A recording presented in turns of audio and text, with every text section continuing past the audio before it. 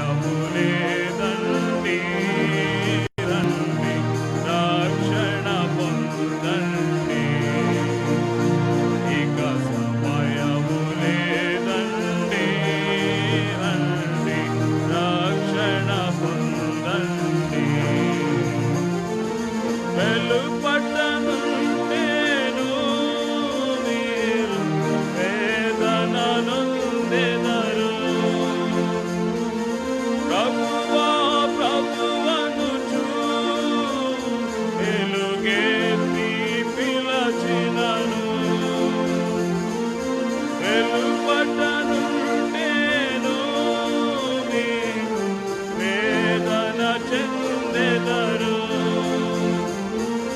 ప్రభువా ప్రభువనుచు వెలుగెత్తి పిలచినను, మిమ్మును ఎరుగాను, మీరెవరో పొమ్మనును. మిమ్మును ఎరుగాను, మీరెవరో పొమ్మనును. ఇదే సమయంబు, రండి యేసుని చేరండి. ఇక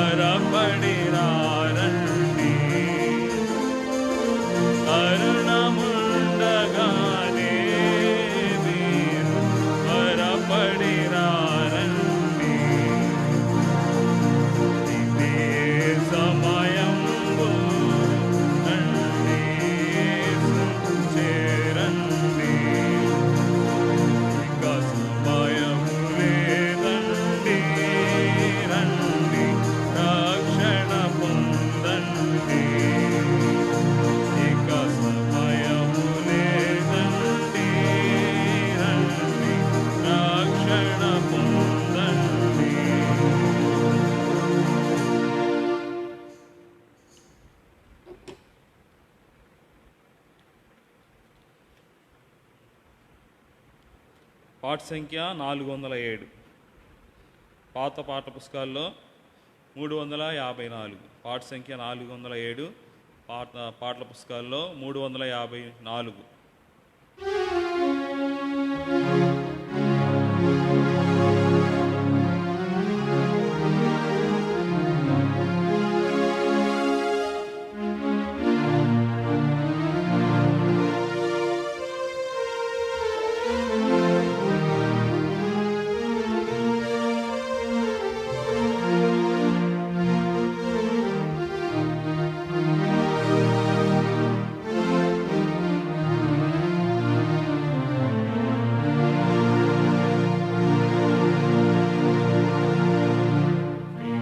చెంతకు రమ్ము ప్రియుడా, యేసు చెంతకు రమ్ము ప్రియుడా, జీవజలమును త్రాగి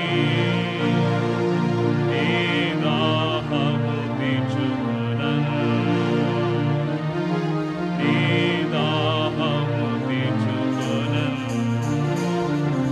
క్రీస్తు చెంతకు రమ్ము ప్రియుడా, చెంతకు రమ్ము ప్రియుడా,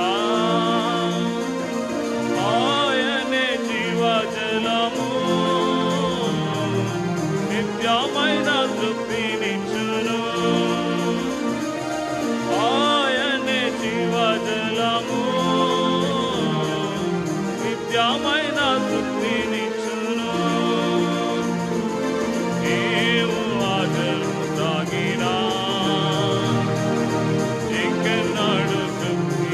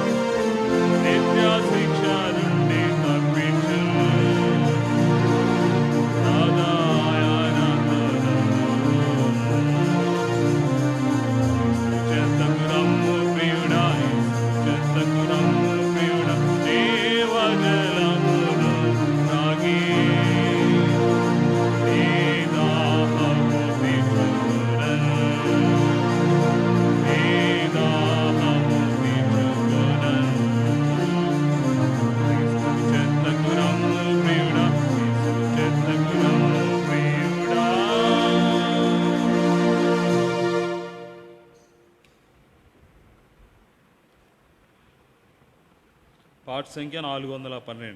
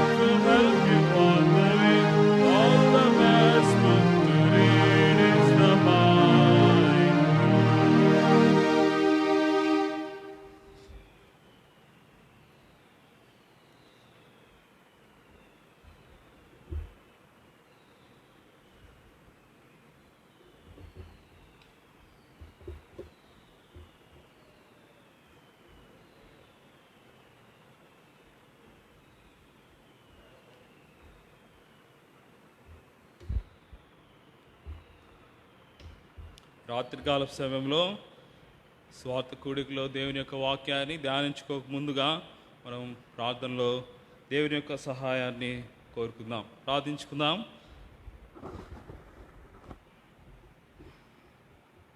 ప్రేమగల తండ్రి, పరిశుద్ధమైన దేవా, నీ ఘనమైన పాదములకు వందనాలు చెల్లించుకుంటున్నాను. అయోగ్యుడను, అపాత్రుడను, పనికిమాలిన వాడను, ప్రభా శాపగ్రస్తుడను, తండ్రి నిష్ప్రయోజకుడను, ఎందుకు పనికిరాని వాడినైనా నన్ను మీ యొక్క సన్నిధిలో ప్రభా నించునే భాగ్యం నాకు దయచేసినందుకు వందనాలు చెల్లించుకుంటున్నాను. తండ్రి, మీ యొక్క మాటలు ప్రభా ఎంతోమంది వినిచుండగా మీరే వారి యొక్క హృదయాల కార్యం జరిగిస్తున్నామని ప్రార్థిస్తున్నాం. మొదటిగా ప్రభా మీ యొక్క మాటలు నా నోటు ఉంచి తండ్రి మీరే నా నోటి ద్వారా వాటిని వెల్లడింపజేస్తున్నామని ప్రార్థిస్తున్నాం. ఈ యొక్క సమయాన్ని దీవెనకరంగా ఆశీర్వాదకరంగా చేస్తున్నామని ప్రార్థిస్తున్నాం. మీ యొక్క స్వార్థ కూడికలో మీ యొక్క మహిమను మాతో ఉంచుతున్నామని ప్రార్థిస్తున్నాం. వచ్చిన ప్రభావం మేము కూడి ఉంటుండగా మీరు కూడా మాతో మాట్లాడుతున్నామని ప్రార్థిస్తున్నాం. ప్రభావం మీ యొక్క సహాయాన్ని మాకు అందిస్తున్నామని ప్రార్థిస్తుంటున్నాం. నన్ను మీ యొక్క శిలువ చాటున మరుగు చేసి తండ్రి మీ యొక్క అవసరమైన మాటలను నాకు అందిస్తున్నామని ప్రార్థిస్తూ యేసుక్రీస్తు పరిశుద్ధమైన నామమున ప్రార్థించి అడిగి వేడుకుంటున్నాం తండ్రి, ఆమేన్.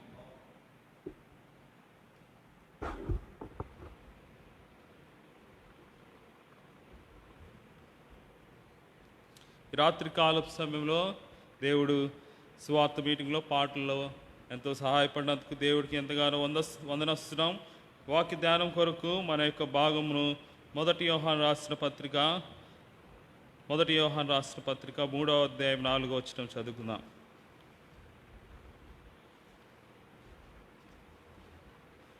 మొదటి యోహాను 3:4.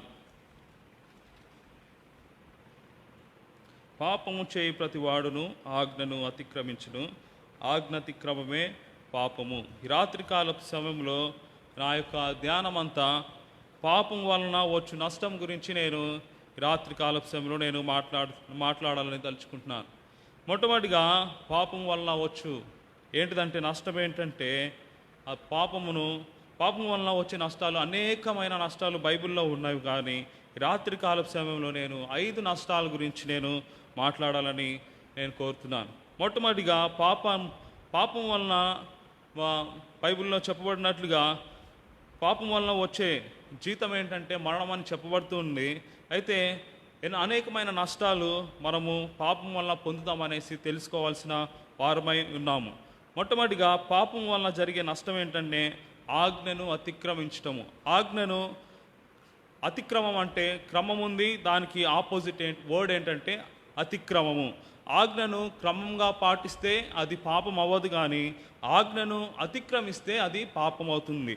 మనం ఈ లోకంలో మనం చూసినట్లయితే అనేక విధములైన క్రమాలు మనకు ఇస్తూ వచ్చారు. లోకంలో చక్కగా సుఖంగా మనుషులకి శాంతి భద్రతలకు ఎటువంటి తావు లేకుండా ఉండడానికి లోకంలో ఉన్న వ్యవస్థలు, ప్రభుత్వాలు మనుషులకు అనేక విధములుగా హక్కులు ఇవ్వబడుతూ వచ్చాయి.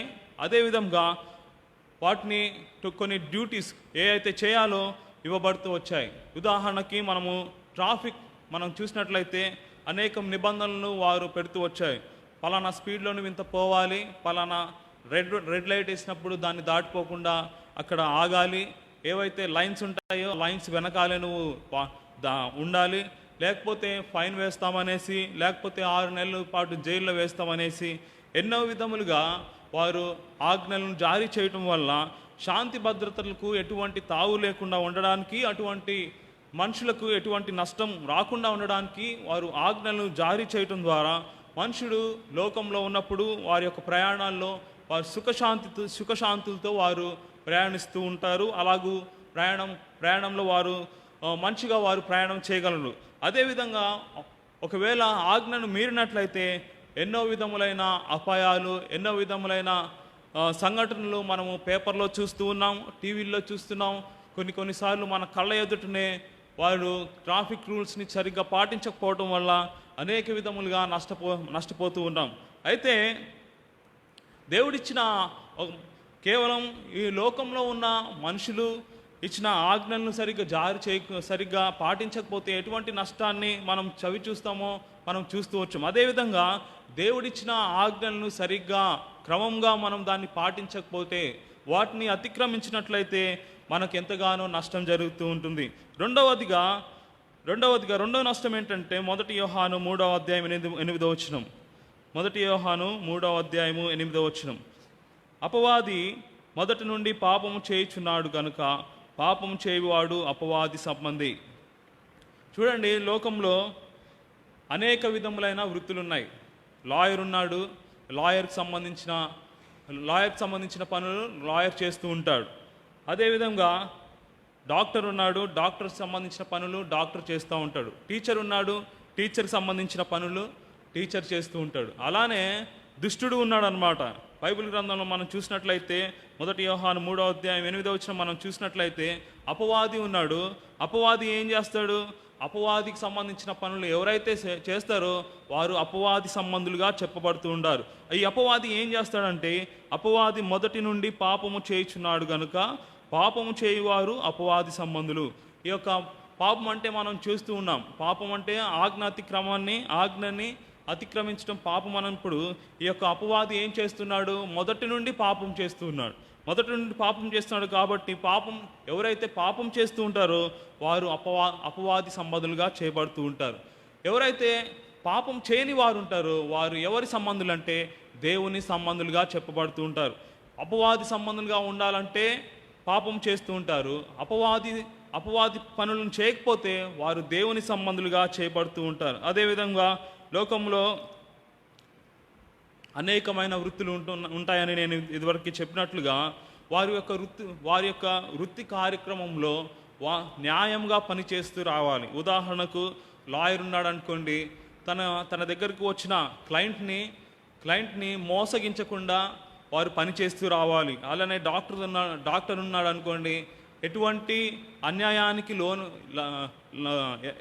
అన్యాయానికి లోను కాకుండా వచ్చిన పేషెంట్ని చక్కగా చూసుకుంటూ రావాలి. అదేవిధంగా టీచర్ ఉన్నాడు అనుకోని పిల్లల దగ్గరికి వెళ్ళినప్పుడు తన యొక్క పనిని సరిగ్గా పిల్లలకి పాఠం చెప్పే విషయంలో తన యొక్క వృత్తిని నిర్వహిస్తూ రావాలి. ఈ విధంగా ఎవరికి సంబంధించిన వారి యొక్క పనులలో సరైన క్రమంలో వారు పనులు నిర్వహించినప్పుడు ఇతరులు వాటి యొక్క ఉపయోగాన్ని పొందుకోగలరు. అదేవిధంగా పాపం వలన వచ్చే మూడో నష్టం మనం చూసినట్లయితే అస్థిరమైన మనసు.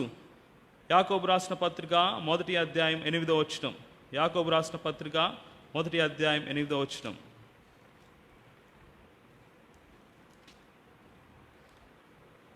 అట్టి మనుష్యుడు ద్విమనస్కుడై తన సమస్త మార్గములందు అస్థిరుడు గనుక ప్రభు వలన తనకేమైనను దొరుకునని తలంచుకొనరాదు.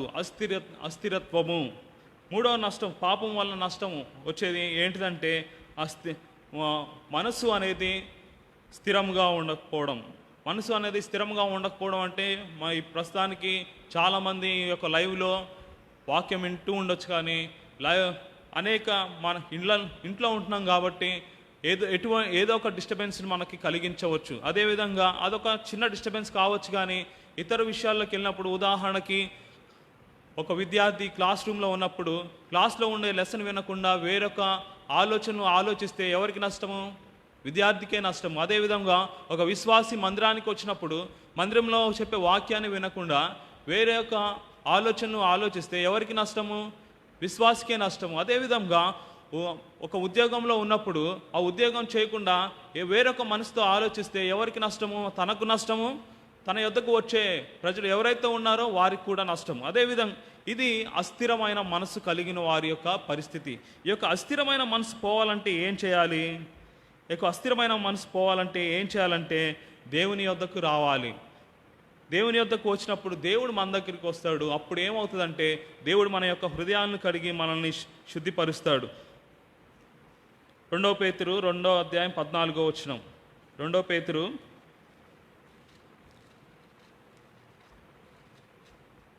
2వ అధ్యాయం 14వ వచనం.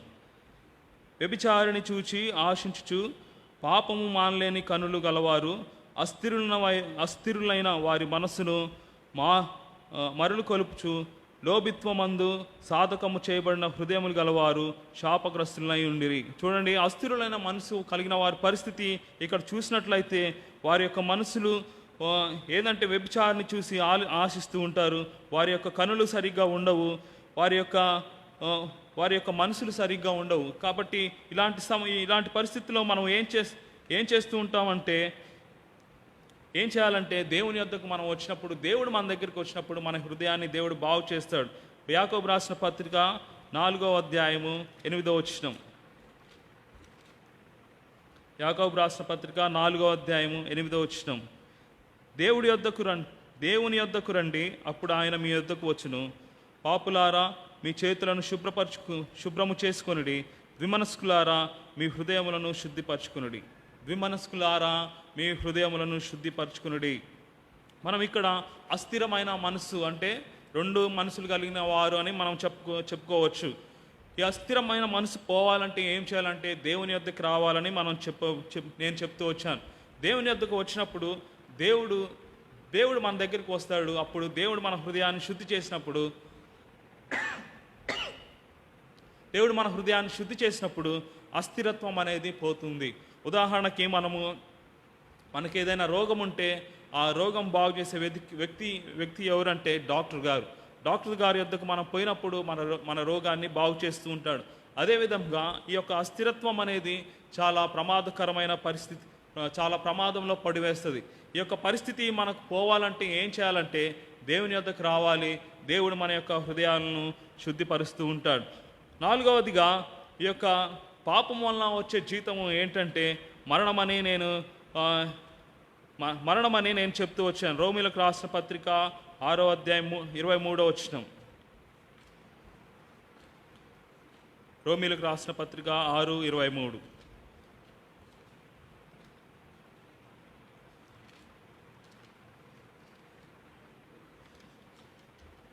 ఏలయనగా పాపము వలన వచ్చు జీతము మరణము, అయితే దేవుని కృపావరము మన ప్రభు అయిన క్రీస్తు యేసునందు నిత్య జీవము.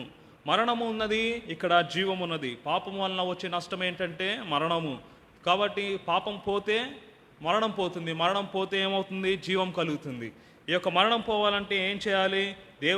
దేవుని యొద్దకు రావాలి. దేవుని యొద్దకు వచ్చినప్పుడు ఆయన మన మరణాన్ని తీసివేస్తాడు. ఇక్కడ మనం చూసినట్లయితే పాపము వలన వచ్చు జీతము మరణము.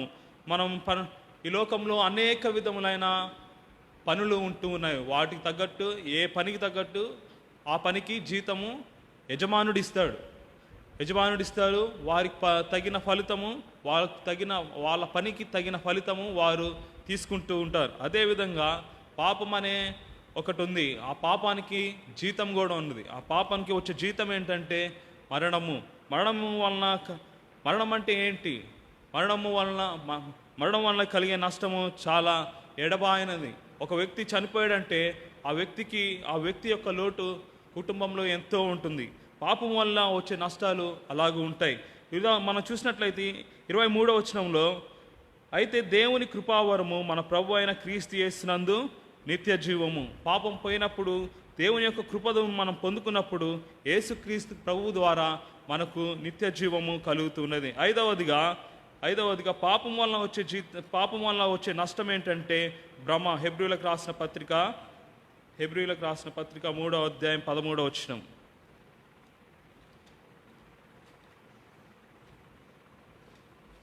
హెబ్రీయులకు రాసిన పత్రిక 3వ అధ్యాయం 13వ వచనము.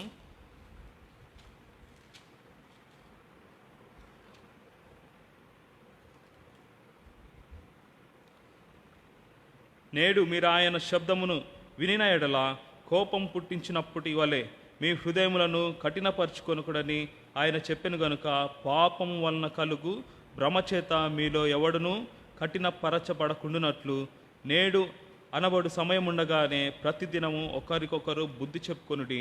ఏలయనగా మొదట నుండిన మనకున్న దృఢ విశ్వాసము అంత మట్టుకు గట్టిగా చేపట్టిన ఎడలనే క్రీస్తులో పాలువారమై ఉందుము. పాపం వలన కలిగే 5వ నష్టం ఏంటంటే భ్రమ. ఇంగ్లీష్లో డిసెప్షన్ అన్నాడు, అంటే మోసము. ఈ యొక్క పాపం వలన కలిగే నష్టం ఏంటంటే భ్రమలో ఉంటూ ఉంటారు. భ్రమ ఈ యొక్క చాలామందికి ఈ భ్రమ ఎట్లా వస్తుందంటే సొంతగా ఆలోచించుకొని వాక్యాన్ని తగ్గట్టుగా నడుచుకోకుండా స్వనీతిలో పడి వారి యొక్క స్వనీతిని అనుసరిస్తూ ఏం చేస్తారంటే భ్రమలో పడిపోతూ ఉంటారు. వాక్యాన్ని వారి యొక్క వాళ్ళు నడిచే మార్గంలో వాక్యాన్ని వారు సరిచూసుకున్నప్పుడు భ్రమలో పడిపోయి వాటి వలన నష్టాలు పొందుతూ ఉంటారు. ఈ యొక్క భ్రమ నుంచి తప్పుకోవాలంటే ఏం చేయాలంటే సహవాసంలో ఉండాలి. భ్రమ నుంచి తప్పుకోవాలంటే ఏం చేయాలి? సహవాసంలో ఉండాలి. సహవాసంలో ఉన్నప్పుడు మనము ప్రార్థన కలిగి ఉంటాం. సహవాసంలో ఉన్నప్పుడు ఒకరినొకరు మనము హెచ్చరించుకోవడం వల్ల ఈ యొక్క భ్రమ నుండి మనము తప్పించుకోగలము. ఒకే మార్గంలో ఉంటే మనకేమర్థమవుతుంది? మనం దేవుని యొక్క సన్నిధికి వచ్చినప్పుడు దేవుని యొక్క వాక్యం వినటం ద్వారా మన మనసులో ఉన్న భ్రమలన్నీ తొలగిపోతూ ఉంటాయి.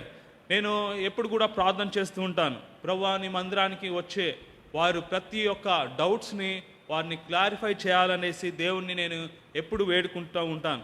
ఎందుకంటే లోకంలో ఉన్న అనేకమైన మనుషులకి ప్రతి సమయంలో ఏదో ఒక విధమైన సందేహాలు ఉంటూ ఉంటాయి.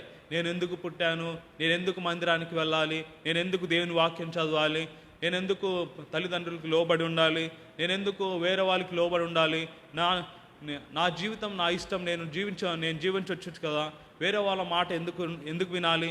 ఇటువంటి సందేహాలు మనిషిని యొక్క హృదయంలో కలగడం అనేది సహజం. కాబట్టి ఈ యొక్క భ్రమ నుండి విడిపించబడాలంటే దేవుని యొక్క మందిరానికి రావాలి. చూడండి, మనం అక్కడ చూసినట్లయితే ఇక్కడ మనం చూసినట్లయితే 13 నుండి 15 మనం కలిసి ఉన్నాయి. ఒక లైన్ని మనం తీసుకున్నాం. పాపము వలన కలుగు భ్రమ చేత మీలో ఎవడును కఠినపరచుకున్నట్లు నేడు అన్ని సమయం ఉండగానే ప్రతిదినము ఒకరికొకడు బుద్ధి చెప్పుకోవడం ద్వారా మనము ఈ యొక్క భ్రమ నుండి తొలగిపోతూ ఉంటాం. మన మందిరాల్లో మనం చూసినట్లయితే చాలామంది విశ్వాసులు వారి యొక్క భ్రమలో పడిపోయి దేవుని యొక్క మార్గం నుండి తప్పిపోయే వారై ఉంటున్నారు. ఎందుకంటే వారు బుద్ధి చెప్తే వారికి నచ్చదు, అయ్యా ఇలా ఉండయా అంటే వారికి నచ్చదు. దేవుడు మనకి సహవాసాన్ని ఎందుకు ఏర్పరిచాడంటే ఒకరికొకరు బుద్ధి చెప్పుకోవడం ద్వారా మనలో ఉన్న భ్రమ చేత దాని వలన కఠినము కాకుండా దాని నుండి విడిపింపబడటానికి యేసుక్రీస్తు ప్రభువారు సహవాసాన్ని అనేది ఏర్పరుస్తూ వచ్చినాడు. ఉదాహరణకి ఒక విద్యార్థిని మనం చూసుకున్నట్లయితే విద్యార్థి స్కూల్కి వెళ్ళినప్పుడు విద్యార్థికి ఉపాధ్యాయుని యొక్క సహాయం ఎంత అవసరమో తన తోటి విద్యార్థులు వారి యొక్క సహాయం కూడా అంతే అవసరం. చాలామంది కంబైన్ స్టడీస్ చేస్తూ ఉంటారు. కంబైన్ స్టడీస్ చేసేటప్పుడు ఒక వ్యక్తి తనకు తాను అర్థం చేసుకోవడానికి ఉదాహరణకు ఒక అర్ధగంట సమయం పడుతుంది అనుకోండి. కంబైన్ స్టడీస్ చేయడం ద్వారా వారు ఏకంగా చదవడం ద్వారా బహుశా అది 10 నిమిషాల్లో అది పూర్తి కావచ్చు. అదేవిధంగా మందిరానికి మనం వచ్చినప్పుడు విశ్వాసముగా మనము ఒకరినొకరు బుద్ధి చెప్పుకోవడం ద్వారా మెయిన్గా ఈ యొక్క భ్రమ నుండి మనము దూరపరచబడతాం. లోకంలో అనేక విధములైన భ్రమలు ఉంటూ ఉన్నాయి. మరి ముఖ్యంగా క్రైస్తవులుగా మందిరానికి దేవునిలో ఎదిగేటప్పుడు అనేక విధములైన భ్రమలు మనకు కలుగుతూ ఉంటాయి. ఎందుకంటే అనేక విధములైన మార్గాలు, క్రైస్తవ మార్గాలు ఈ లోకంలో ఉంటున్నాయి. అయితే ఏకైక మార్గం ఏదంటే బైబిల్ చెప్పేది ఏకైక మార్గము. దాంతో మనం సరి చూసుకున్నప్పుడు మన యొక్క సందేహాలన్నీ కూడా అవి వెళ్ళిపోతూ ఉంటాయి. కాబట్టి ఇటువంటి నష్టాల నుండి దేవుడు మనల్ని దూరపరచాలని నేను దేవుడిని ఎంతో వేడుకుంటున్నాను. కాబట్టి మన అంశాన్ని మనం చూసుకున్నట్లయితే 1 యోహాను 3వ అధ్యాయం 4వ వచనం. 1 యోహాను 3వ అధ్యాయం 4వ వచనము.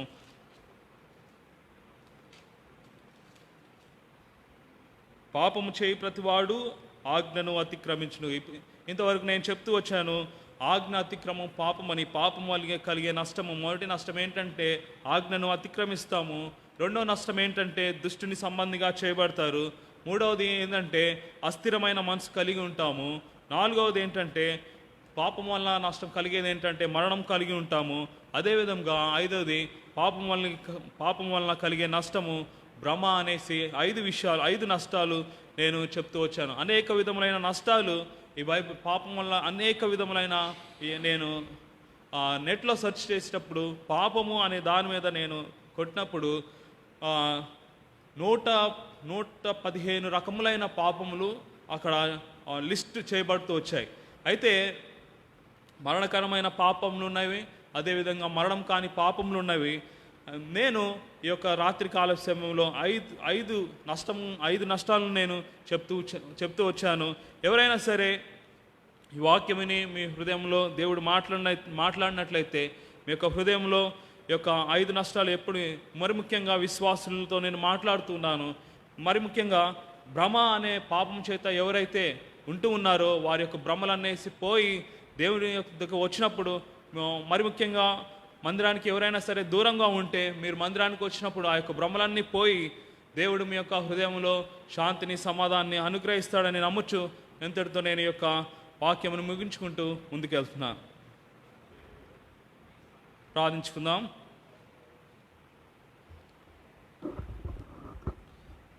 ప్రేమగల తండ్రి, పరిశుద్ధమైన దేవా, ఘనమైన రాజాని, ఘనమైన పాదములకు వందనాలు చెల్లించుకుంటున్నాను. లోకంలో అనేక విధములైన భ్రమలు ప్రభావం ఉన్నాయి. విశ్వాసంగా మేము మీ చెంతకు వచ్చినప్పుడు, వాక్యం విన్నప్పుడు వాటి నుండి మేము తొలగిపోతామని మీరు ఇచ్చిన లేఖనాలకై స్తోత్రం చెల్లించుకుంటున్నాను. తండ్రి, ఈ పాపం వలన కలిగే నష్టాల నుండి మమ్మల్ని దూరపరుస్తున్నామని ప్రార్థిస్తున్నాం. మరి ముఖ్యంగా ప్రభా మీ సన్నిధిలో ప్రభా మీకు దగ్గరగా వచ్చి మీరు మా దగ్గరగా ఉండి ఒకరికొకరం ప్రభా తండ్రి అటువంటి సహవాసం కలిగి ఉండటం ద్వారా ప్రతి విధమైన పాపం నుండి మేము దూరపరిచి ప్రభా మీకు మీ ఎదుట మేము నిర్దోషులుగా, నిష్కలంకులుగా ప్రభా మీ రాజ్యానికి అర్హులుగా మేము ఎల్లప్పుడూ ఉన్నట్లుగా మీరే మమ్మల్ని సిద్ధపరుస్తున్నామని ప్రార్థిస్తున్నాం. ఇంతవరకు మీరు తోడుకున్నందుకు వందనాలు చెల్లించుకుంటున్నాను. ముందున సమయాన్ని దీవెనకరంగా, ఆశీర్వాదకరంగా చేయండి. ఈ వారం అంతటి పరిచర్యలో ప్రభా మీ యొక్క మెండైన సహాయాన్ని అందిస్తున్నామని ప్రార్థిస్తున్నాం. మీ దాసుని కూడా తన నర్సరాపేట నుండి తీసుకొచ్చినందుకు వందనాలు చెల్లించుకుంటున్నాను. అక్కడ చేయబడిన పరిచర్యను ప్రభా మీరే ముద్ర వేస్తున్నామని ప్రార్థిస్తున్నాం. ఈ దినమున బేతల్లో జరిగిన పరిచర్యను మీరు దీవించండి, ఆశీర్వదించండి. మమ్మల్ని అందరినీ మీ చేతులకు అప్పచెప్పుకుంటున్నాను. విశ్వాసాలను జ్ఞాపకం చేసుకోండి, ఆత్మలో బలపరచండి తండ్రి. ఆత్మీయంగా చల్లబడకుండా ప్రభా మేమందరం కూడా తండ్రి ఎప్పుడు కూడా మండుచున్న అగ్నివలే మీ రాజ్యం కొరకు మేము ఉండేవారు ఉండడానికి మీరే సహాయం చేస్తున్నామని ప్రార్థిస్తూ తండ్రి ముందున సమయాన్ని దీవెనకరంగా, ఆశీర్వాదకరంగా చేయమని యేసుక్రీస్తు పరిశుద్ధమైన నామమున ప్రార్థించి అడిగి వేడుకుంటున్నాం తండ్రి. ఆమేన్.